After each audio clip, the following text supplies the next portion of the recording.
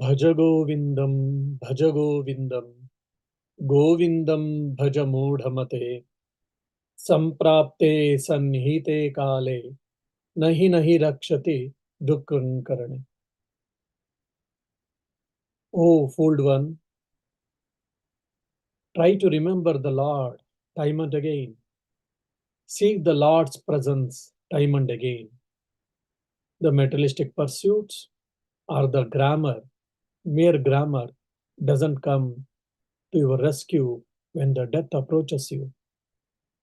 Om, peace, peace, peace. Dear devotees, as you all know, that we had two classes on the Bhaja Govindam or on the Moha Mudgara. Unfortunately, previous class, whatever we discussed about the Sharanagati or different types of worship, it has not been recorded. Maybe sometime we shall again take and discuss.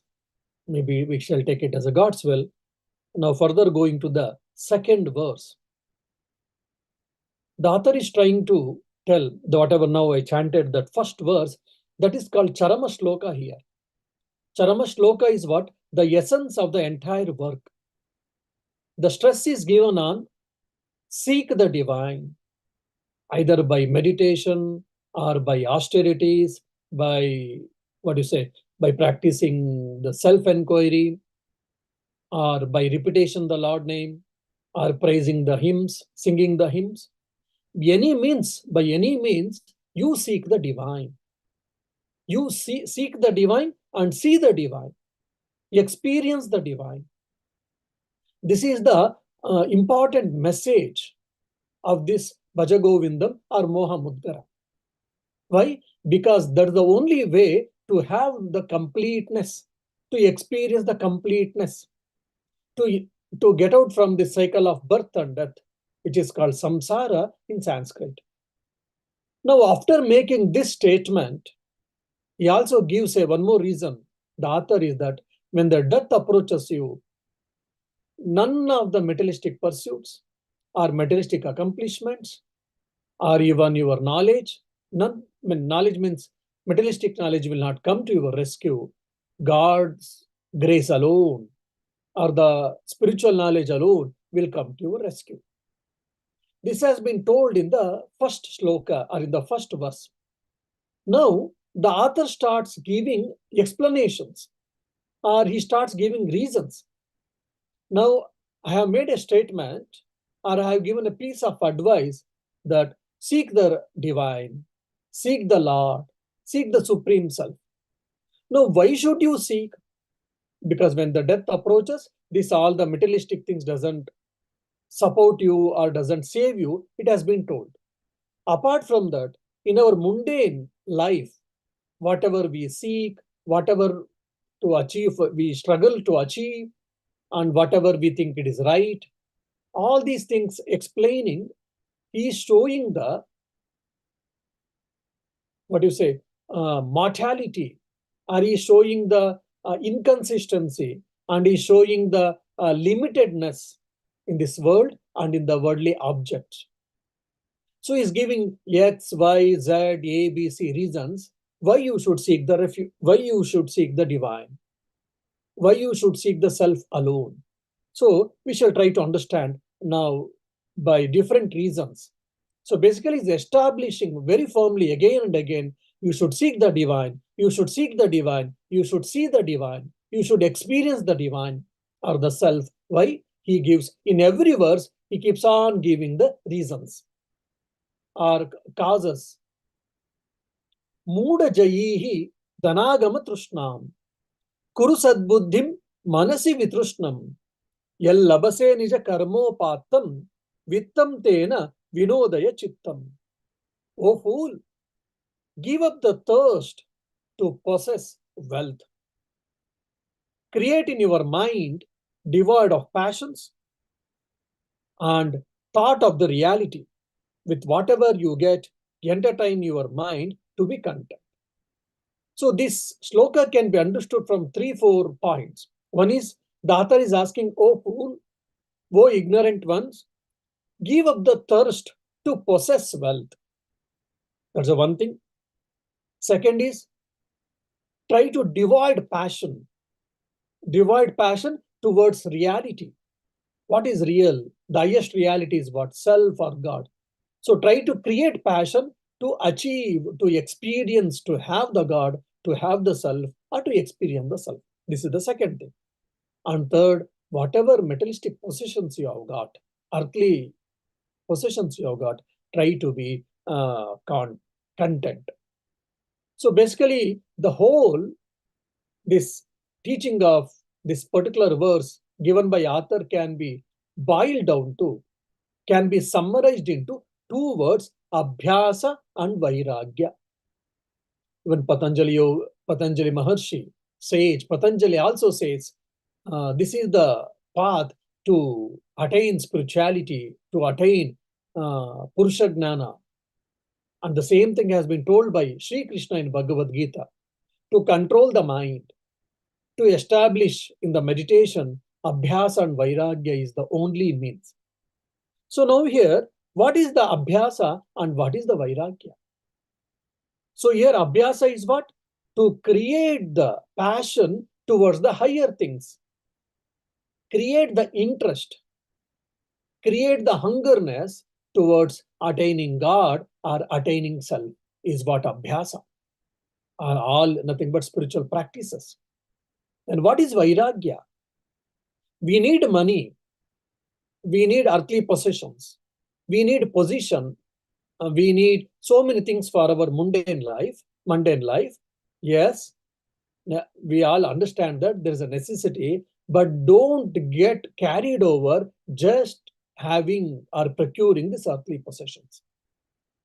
So this is what one is abhyasa and the vairagya. Sri Ramakrishna gives a very beautiful example for this. I mean, he gives this example, or he narrates this story, keeping the mind of the individual soul or embodied selves, Jivatma, we are all bound by this nama and rupa, or about this world and objects, or whichever earthly possessions. I mean, the story is very simple and it is very beautiful. Sri Ramakrishna narrates this story or anecdote.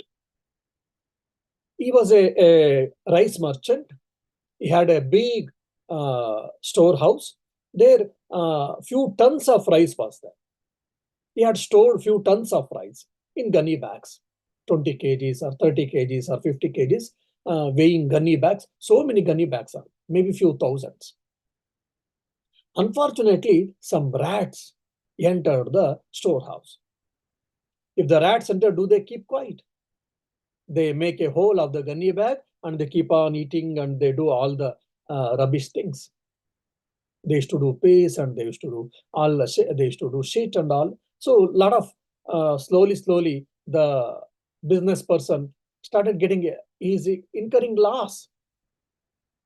Then what to do? I mean, he tried few methods, he couldn't do anything. I mean, he couldn't solve the problem. Once he was really worried, and one of his friend he met, this businessman, and he said, that friend asked, "Oh, my dear, looks like you are worried. Looks like you are a bit tensed. What happened? Is everything all right with you? Or is there any problem?" And the business person said, "Yes, my dear, there is some problem with my business." Then the friend asked, "Is it? Will you mind to share with me? How, if I can be of some help, I'll feel happy about it." And with absent-minded or with a somehow reluctantly, this businessman explained, "Yeah, you see, I'm doing a rice business. Yes. So in our storehouse, some rats have entered, and I have tried many methods to put them out, to send them out, or to kill them, but nothing is of use. So as a result, I am in trouble in maintaining the rice bags." And his friend said, "Oh, is that all your problem?" Then the businessman took aback. "What? There's so much problem and I'm incurring loss in my business and you are saying it is silly. It may be silly for you, but it is a big problem for me." Then the businessman asked, "Have you got any solution for this?" Then the friend says, "Yes, of course. Then he says, can you purchase puffed rice? Because like if 1 kg rice, I mean, probably from Indian rupees, if I ask, 40 to 50, 60 rupees it goes. And 1 liter puffed rice, if it goes, probably it will be 3 or 4 rupees. So in few kgs rice, in that few liters or 1 or 2, 3 big gunny bags of puffed rice we can purchase. Then the friend said, can you purchase 2 or 3 gunny bags of puffed rice? He said, yes. Then you purchase it and open it and keep in and around the rice stock. Then the problem is solved. When the friend didn't understand initially, he started scratching his head and said, what are you talking about? I'm saying that my rice has been getting destroyed by the rats, and you are saying that you purchase some puffed rice gunny bags, puffy rice bags, puffed rice bags, and you are asking to keep there, and you welcome some more rats. What nonsense this is? Then the friend said, no, you didn't understand my intention, my plan. Now you see, when the rats enter to eat rice, when you have kept 2 or 3 gunny bags of puffed rice, then they start munching, they start eating the puffed rice. And they get busy in eating puffed rice, and they won't go to consume rice, because they get, entangled, they get, stopped by this puffed rice. So then it looks so silly. Then his friend, the businessman, thought, okay, I have tried many methods. Let me try this also. If it works out, fine. Otherwise, let me try something else. Then he purchased 2 or 3 or 4 or 5 gunny bags of puffed rice, and he kept it, and he left. He and his workers left. And for his astonishment, next day when he came, so the rats were busy in making the whole of the gunny bag of the puffed rice, and they were busy in eating the puffed rice, and hardly any rat went to eat a rice. So his rice was saved, and just he had to spend few rupees, but from that, whole of his gunny bag rice was taken care. This is a simple story which has given by or narrated by Sri Ramakrishna. So this is what our present state. We are all obsessed with the materialistic possessions. We get happy, or we get pleasure, we get some amount of happiness in that. So our mind is obsessed. Our mind is caught in these earthly possessions. Again, as I told in my previous class, unfortunately it's not been recorded. So as a word of caution, I'm telling you again that scriptures are not asking us, or scriptures are not denying that we should not earn money. We should not strive to earn money, or we should not strive to accumulate wealth. We should not try to get power, position, name, fame, whatnot. Yes, you can try all these, and especially money or any type of wealth is required for our sustenance. Otherwise, who will feed us? So scriptures are not against to this. Scriptures are only asking us, don't stop yourself just in this materialistic pursuit. Don't get stopped. Don't get, completely taken over just by mere having the materialistic possession. That is what the scriptures are giving the word of caution or the piece of advice that we have to think. So here, the same idea, whatever the scriptures say, the same idea has been told by author that give up the thirst to possess wealth. Why? Because through the pleasure seeking, whatever, by eating, by drinking, or by money, or by picnic, or whatever, we get pleasures. The happiness which you get by senses through 5 sense organs, Jnanendriyas or Karmendriyas, you get pleasure. That is limited in time, limited in the percentage of the happiness. Say, for an example, you went to car drive. You like car drive, and you went to car drive, and you drove for an hour or 2 with a good speed, because the roads were good and roads are beautiful and there was no traffic, and you drove so nicely. And even sometimes here also I see in front of our ashrama. Sometimes youngsters will be making wheeling and all. Even today evening also, four-wheelers. Such a rash driving he was doing. Probably it was giving a sense gratification for him. So when we do any of these things, it gives a sense gratification. It is a part of happiness. It is a pleasure. And now, for example, you achieve something and you clear some exams, or probably you get a promotion from the assistant manager to manager, or from team leader to assistant manager or project manager. Here, the amount of happiness is more, which is more constructive, which lives for a long time, and which you are getting from the mind, or the level of mind. So when you get the happiness through the senses, it is limited. And when the happiness you get derived from your mind, from your thoughts, from your feelings and emotions, it is much more bigger in size. It stays longer. It is more constructive. And when you get the happiness from the self, which is called Atmananda or Brahmananda, that is the eternal ones. So give up the thirst to possess wealth. Means, what does it mean? The author is here. Author is asking you. We need money for our bread and butter, for our livelihood, and to, purchase a building and to take care of the family. All these things we know, we should know, and we should spend our time and energy to possess any type of wealth, because which is a necessity of the life. But don't stop yourself there. Why? Because you got better happiness. The rats got struck with eating the puffed rice and they never went to eat rice. So similarly, we are all entangled by the sense gratification or just metallic pursuits, and we are forgetting about the highest happiness.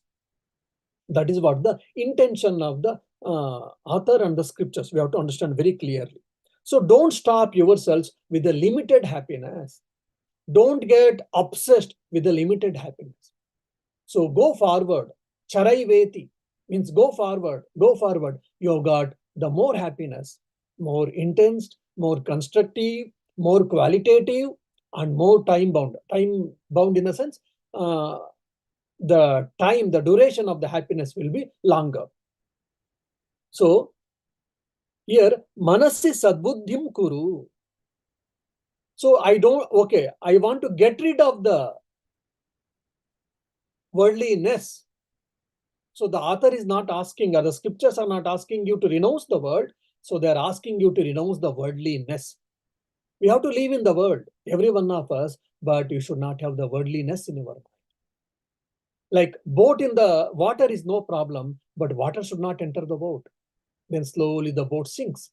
So similarly, we living in the world, no problem, but worldliness should not live in the problem. That is what the author is trying to tell. So that can be understood as an vairagya. Okay, we need all these things, materialistic pursuits and wealth, name and fame, power, position, for all these things required for our life. We understand that. We should understand the limitations also, necessity and limitations. Procure it for your life sustenance, but at the same time, keep traveling further, keep trying to progress in your life further, mentally, intellectually, and spiritually. For that, what you should do? Abhyasa, practice. What type of practice? Manasi sadbuddhim vitrushnam kuru. In mind, develop passion. One side, dispassion about the worldly pursuits, or understanding the limitations of the worldly pursuits, and seek the highest happiness. The happiness which is derived from the self. You need not to depend on anything. Say, for an example, today, most of the youngsters, they are always busy with the mobile. And when the internet is there, and when the power of the mobile then has got enough charge, then they are busy with internet surfing, using social media, chatting, dating, and whatnot. But due to some reasons and due to some natural calamity, the power cut. There is a power cut for 2-3 days. I am unable to charge my mobile, and there is the internet services are also suspended. Then I may become mad. Sometimes youngsters go mad. Why? Because their mobiles are not working. So my happiness is depend on mobile. My happiness is depend on the internet. So the external dependency is required for all of us. It is a necessity, necessary evil. But the more and more you depend, and the more and more problem can come. So the more and more you depend on God, the more and more you depend on yourself, Atman, on the consciousness, then that is a self-dependent, then no one can shake you. That is what called abhyasa. So that's what the author is saying, that try to develop the passion. Passion towards what? Passion towards the self, passion towards the higher values, passion towards the spirituality. What is spirituality? Seeking the divine, seeking the God, experiencing the divine, experiencing the self through meditation, through selfless action, through self enquiry, through psychic control, through pranayama, or any yogas basically.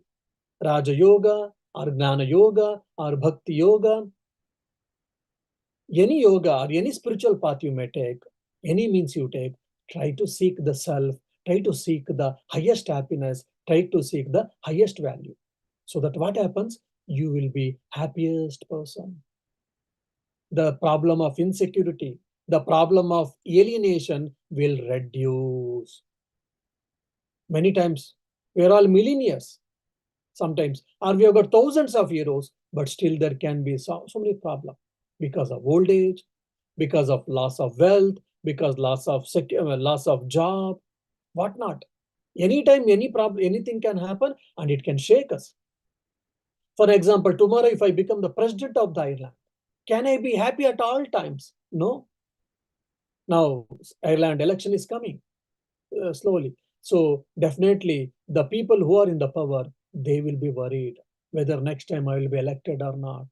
If I elect, will I become president or prime minister or the minister or whatnot? If I become a millionaire, then someone is a competitor. So he may surpass me. So my tension, all these things, it increases. So I'm not undermining all of them, but what I mean to say, we should understand the role of it and we should understand the limitations of it. All these things makes us dependent, externally dependent. Whereas when you seek the God, when you seek the self, you are independent. The self-dependency comes more and more. The problem of insecurity, the problem of alienation, the problem of alone or loneliness will be taken care when you start developing higher values, seeking the divine, seeking the self, seeking the consciousness. Why? The world is a mixture of opposites.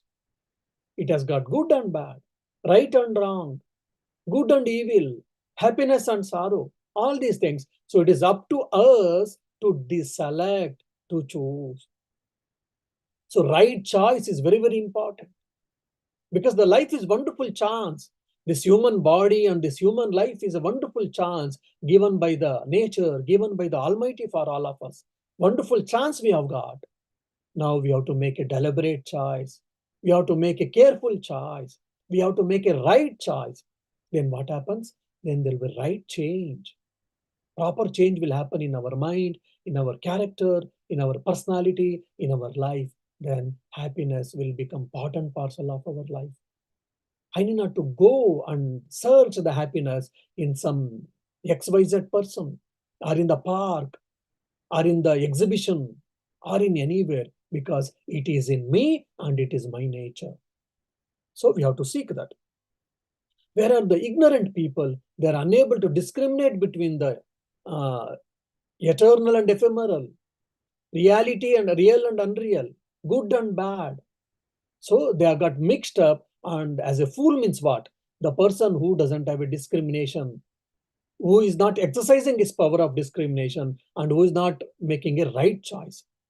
So we all of us, we have got that power of discrimination. We should exercise it and we should select the right ones and we should leave the wrong ones at the same time. Why? Because yoga and kshema. We are always busy in yoga and kshema. Sanskrit word. What is yoga? Acquiring. What is kshema? Preserving. First half of my life, I was busy in acquiring the wealth. Second half of my life, sometimes I am busy in preserving the wealth. Then my whole of my life goes in this way.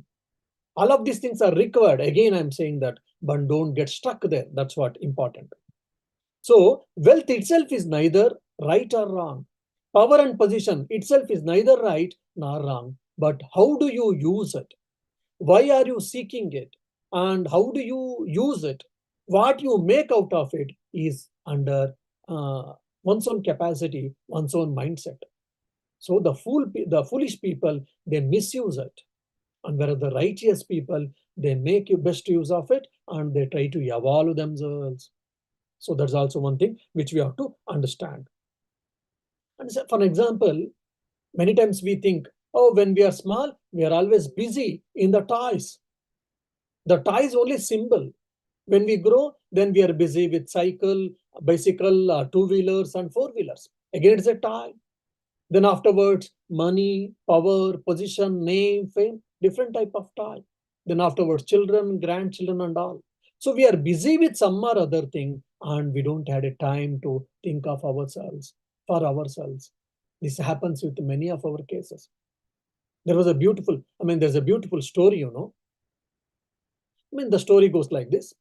One lady, she gets married and her husband was a shopkeeper, a business person. And to a certain extent, they were a mediocre family. For their bread and butter, there was not an issue. And he was running a business, small business. And after her marriage, she also started involving in that. Both of them worked hard and they got a good amount of profit.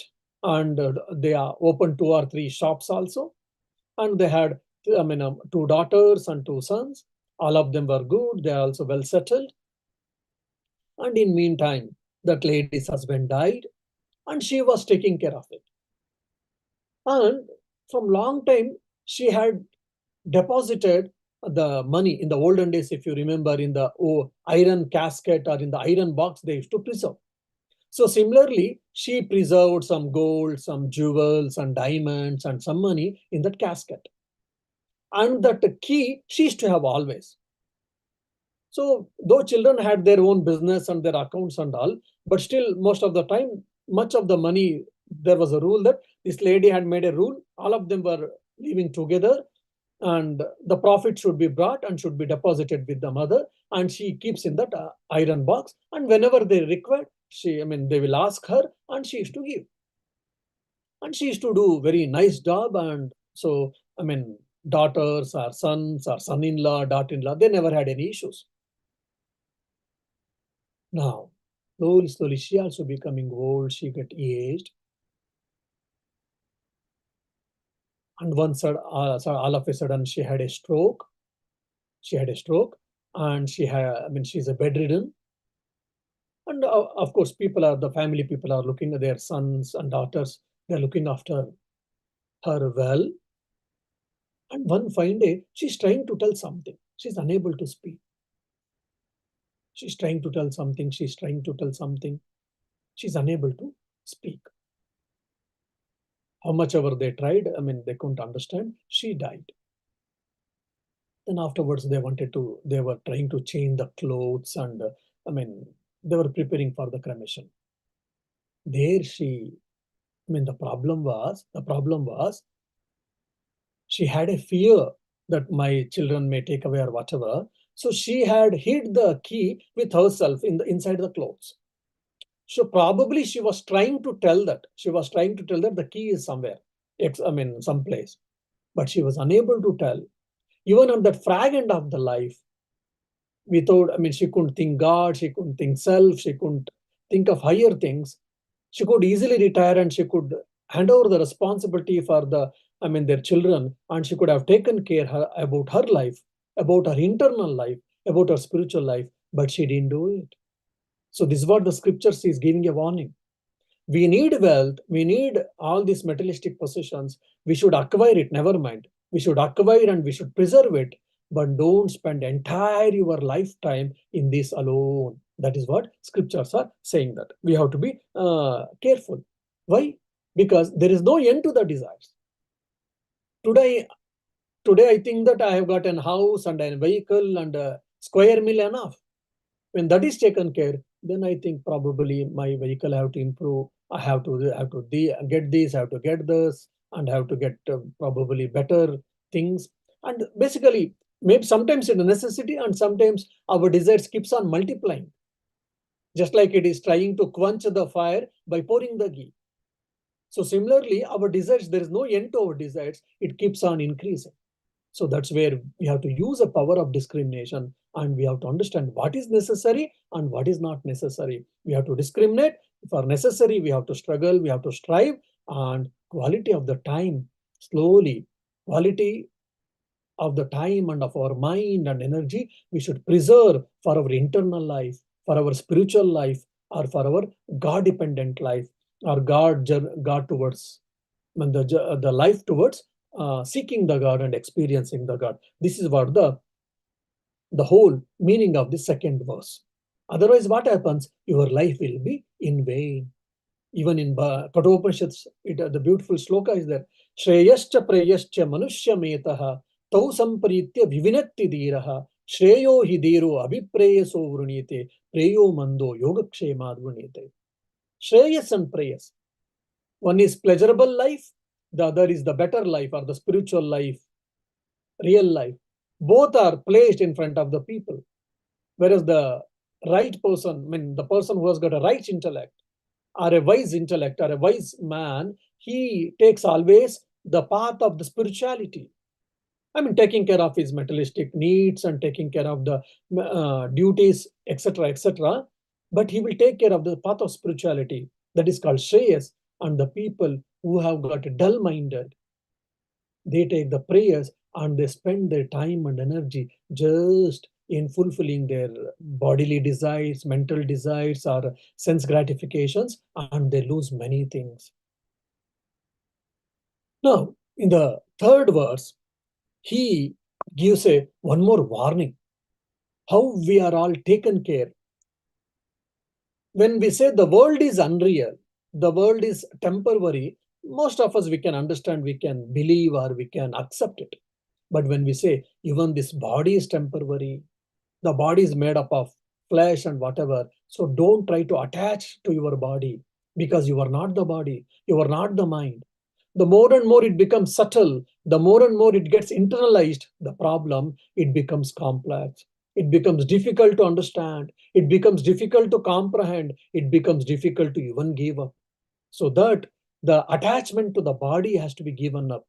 Attachment to the world has to be given up, as been told in the previous verse. In the third verse, the author is trying to tell that please try to even renounce the attachment to your physical body also. Why? We will try to understand in the third verse. Nari stanabhara nabhi desham društva maga moha vesham etan mamsavasadi vikaram manasi vichintya varam varam. Time and again we have to practice this. What is that? Seeing the full bosom of young women and their navel part, do not fall a prey to their maddening delusion. This is but a modification of flesh and fat. Think well thus in your mind again and again. So we have to very carefully understand this. Otherwise, people can mistake things. So the author's intention is the body is made up of skin. If you remove the skin, there is a muscles and there is a fat, there is a pus and there is a dirt and trash, whatnot. So why do you attach to this body at all? Then should we shun away this body? Should we not take care of this body? No. Body is a wonderful instrument given by the God or nature for all of us. We have to use it as a tool or weapon to achieve success, to progress in our spiritual life, to progress in our education, to progress in our materialistic pursuits, but don't get attached. So this is very, very important. Say for an example, mobile. Recently someone was asking, Swamiji, should we have mobile or not? I say, I mean, it is up to you, but having mobile is also, there is no problem. How come, Swamiji? Because having mobile can distract us. It can be a problem for a spiritual life, for our meditation. Because whenever I sit for meditation, in no time my mind goes to mobile, or any message has come, or anyone has called, or whatnot. Then I said, look, there is no problem in the mobile. The problem is in with you. Mobile is a tool by which you can do your business transactions, you can talk with people, you can send messages, you can receive messages, all these things. But how much to use this mobile, it is up to you. And for what purpose you have to use mobile, it is up to you. So mobile is a wonderful tool, wonderful weapon. We can make use of it for a lot of good things. Even today, so some of you might be listening my talk through mobile. You can listen good talks, you can listen some good music, or if you got some doubts, immediately you can get the information from Google. If you're going to some new, one of your friend's house, you can use a Google map and you can, what do you say, reach the house without asking anyone, inquiring anyone. So a lot of benefits is there. So similarly, body is a wonderful tool, weapon given by the God, nature for all of us. We should make use of it to progress for the cause of progression in our life, either mental progression, physical progression, spiritual progression, intellectual progress, whatnot.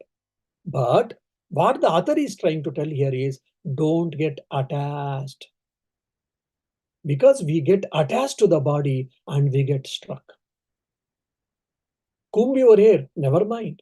Use so many cosmetics to make your body better, looks better, never mind. But don't get stopped there. Why? Start seeing this body as a wonderful weapon given by the God or nature, then make use of it to achieve. You want to be a good athlete, use this body as a weapon to be a best athlete. You want to be a good writer, use this body and mind as a weapon to write a good fiction or a good book or a novel or whatnot. And you want to be a good administrator, use your body and mind legitimately with exercising your willpower to become a good business magnate. And similarly, one would like to meditate, one would like to practice spiritual sadhanas, means again, body is the lone tool available for all of us.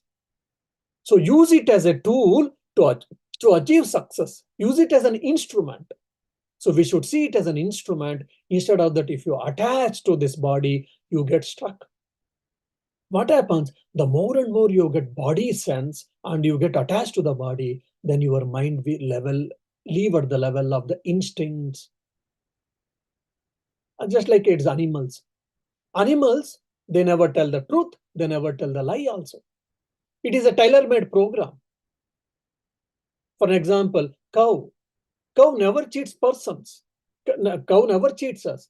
And at the same time, cow never tells the truth also. So it has got a biological function. It has got a tailor-made program. It helps us. It serves us. A lot of things we get it. But whereas we have got a choice to tell the truth and to tell lie also. So similarly, if you are living at the level of body, what happens? We live at the level of instincts, which is nothing but a beast thing. Why a lot of social evils we see in the youngsters sometimes, maybe drug addiction or masturbation, or what do you say, using the opposite sex in a wrong ways. All these things, why it happens? Because we are living at the level of instincts, and which is dictated by the wrong perceptions, wrong views, wrong desires, and we are living like a beast or animals. So from instinct, we have to rise ourselves to the level of intelligence. From the body level, we should raise our conscience to the level of the mind. Then from there, we should rise to the level of the intuition, which is called the highest faculty of our mind, which is much greater than, superior to the intellect. When you go to the self mode means Atman mode, then you will be able to get the intuitive knowledge. Swami Vivekananda, when he was traveling in the Himalayas, he had an experience of microcosmos and macrocosmos are one and the same. Whatever it is made up of, a drop of ocean, whatever is made up of this, whatever the material by which this body is made up of, and whatever this universe is made up of, all are one and the same.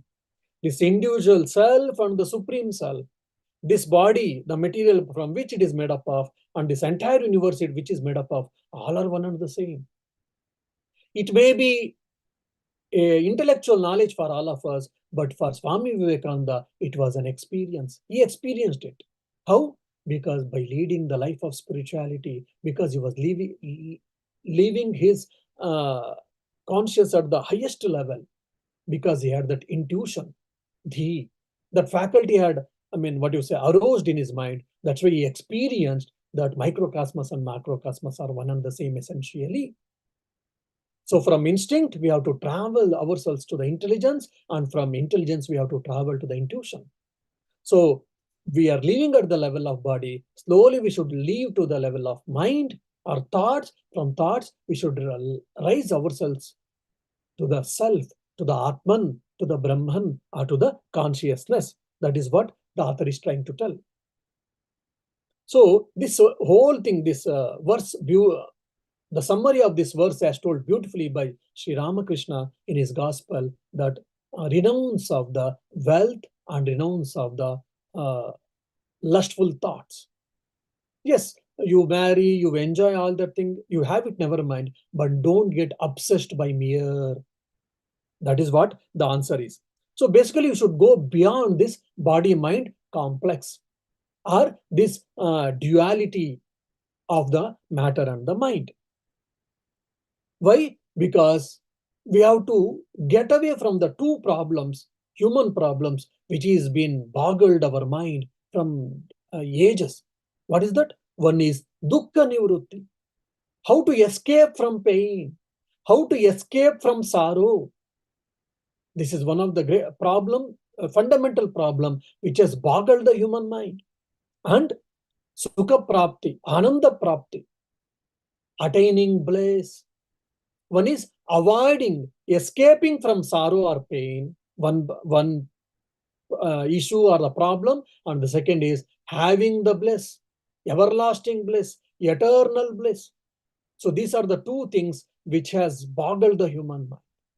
So how can we achieve? How can we escape from the sorrow? And how can we have the everlasting bliss at all times? If you ask, the author is trying to tell, seek the divine, seek the God, seek the supreme self, or seek the individual self, or seek the consciousness. By that alone, you can get away from these two fundamental problems.